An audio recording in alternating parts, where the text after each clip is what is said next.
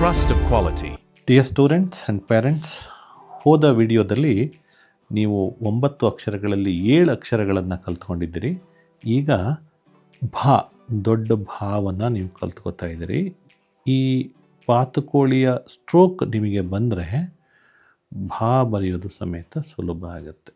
ನೋಡಿ ನೋಡಿ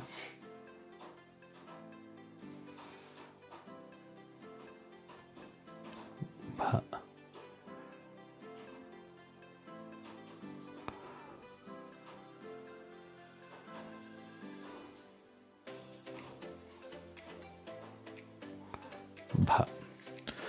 ಭಾ ಬರೆಯೋಕ್ಕೆ ಬಂದರೆ ಶಾ ಸಮೇತ ತುಂಬ ಈಸಿ ಆಗುತ್ತೆ. ಸಣ್ಣ ಶಾ ನೋಡಿ, ಅದಕ್ಕೆ ಈ ಸ್ಟ್ರೋಕ್ ಬೇಕೇ ಬೇಕು.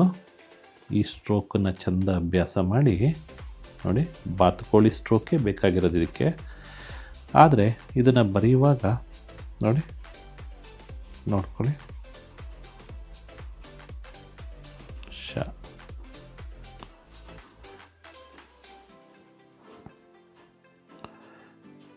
ಹೀಗೆ ಶಾ, ಸಣ್ಣ ಶಾವನ್ನು ಬರಿಬೋದು ನಾವು.